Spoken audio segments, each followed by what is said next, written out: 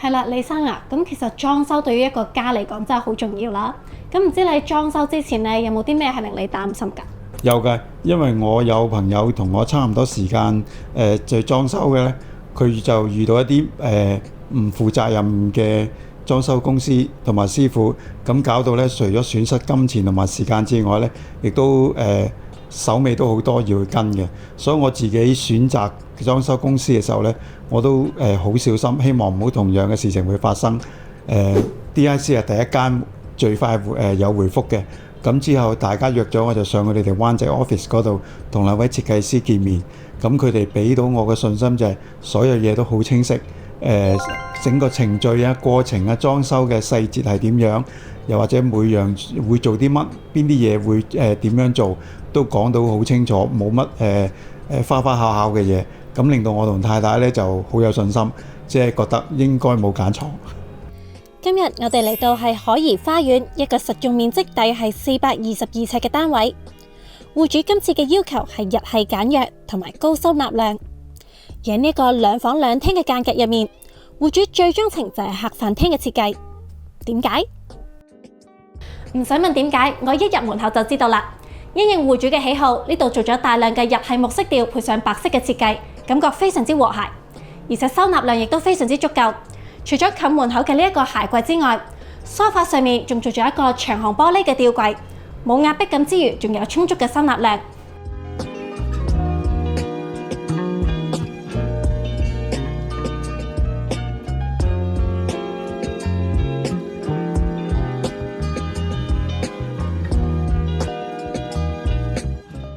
而喺梳化隔離呢度仲有一個層架嘅設計，可以俾戶主擺放書籍。咁多唔同嘅收納空間加埋一齊，我諗戶主一定夠位擺嘢啦啩。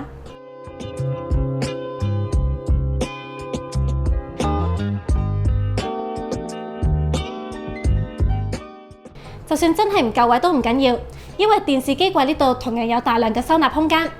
而且大家仲可以見到喺電視機背牆嘅部分，設計師仲將白色同埋木色相拼嘅元素發揮得更加透徹，再配合埋燈槽嘅設計，仲更加有層次感添。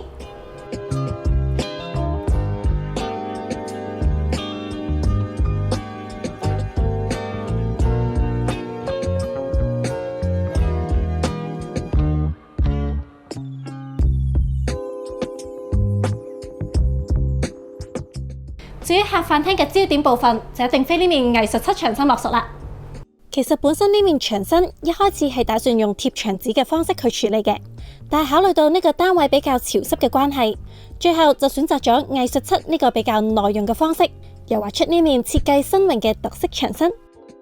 不過其實設計師喺呢度仲做咗一個動線嘅改動，喺裝修之前，飯台就比較近大門嘅位置，而梳化就比較近廚房。喺重新改動咗之後，而家動線就流暢咗好多。喺廚房嗰邊煮完嘢食，拎到嚟飯台呢度都更加就手。但既然我哋已經提到咗個廚房，一於就 Let's go。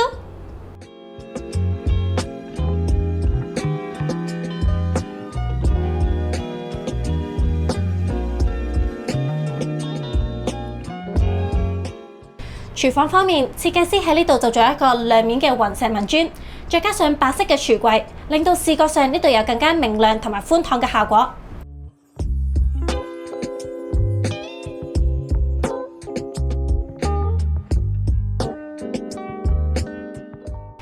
但係呢個廚房嘅空間的確係比較細，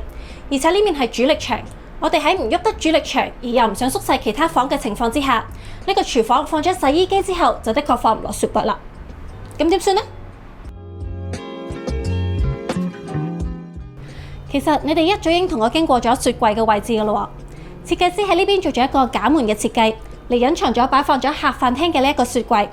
雖然雪櫃就的確唔喺廚房，但都保持咗同廚房同埋飯台一個比較近嘅距離，用起上嚟一樣係咁方便。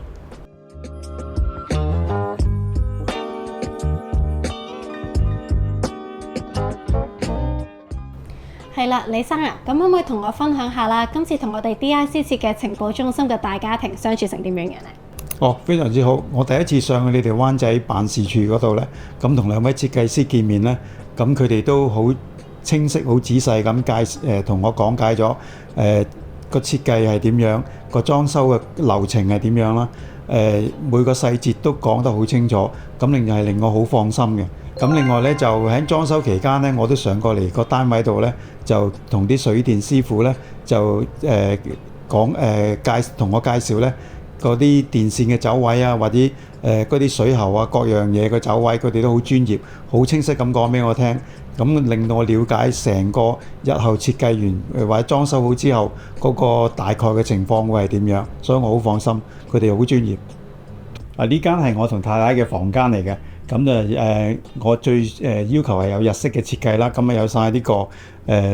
睡床啦、衣櫃啦，咁亦都因為我有一批嘅相機同鏡頭啦，咁我就要求設計師呢，就預留喺我書台下邊呢，預留翻一啲空間呢，放2個防潮櫃，咁等我可以放翻我嘅相機同埋鏡頭嘅。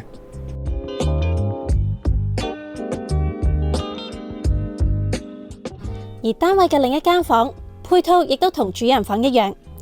到頂衣櫃加入咗部分嘅條指紋設計，增強咗成個層次感。櫃側就仲有一面全新鏡，照埋鏡出門口就啱啱好。浴室為咗可以有更加大嘅空間感，呢度就做咗密集嘅水磨石設計，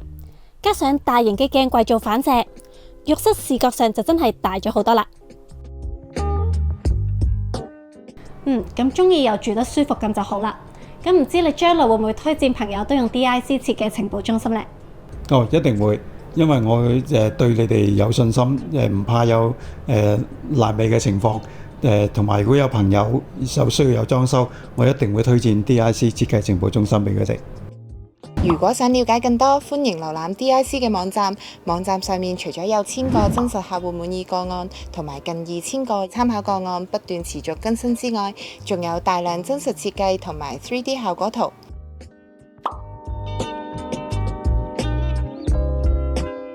DIC 嘅每項工程步驟都必須嚴格遵循3大國際 ISO 指引，當中包括質量管理體系、環境管理體系同埋職業健康及安全管理體系。設計情報中心係註冊小型工程承建商進智工程有限公司持牌進行相關嘅裝修同埋小型工程，而且 DIC 仲推出咗自家會員計劃 DPoints，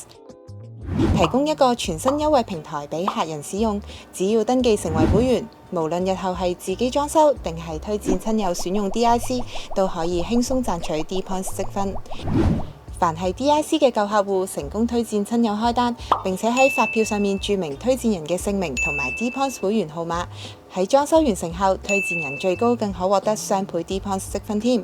就算推薦人未曾惠顧 DIC， 只要成功登記成為 DPoints 會員，而且推薦親友開單，並且喺發票上面註明推薦人嘅姓名同埋 DPoints 會員編號，喺裝修完成之後，推薦人都可以獲得 DPoints 積分。客人可以透過 DPoints 裡面嘅積分換領各式各樣嘅禮品同埋服務。而家就即刻成為我哋 DPoints 會員，一齊賺取無限獎賞。想知道我哋嘅工程限額滿咗未？咁就要睇下設計情報中心嘅 DIC 開單及工程統計圖表啦。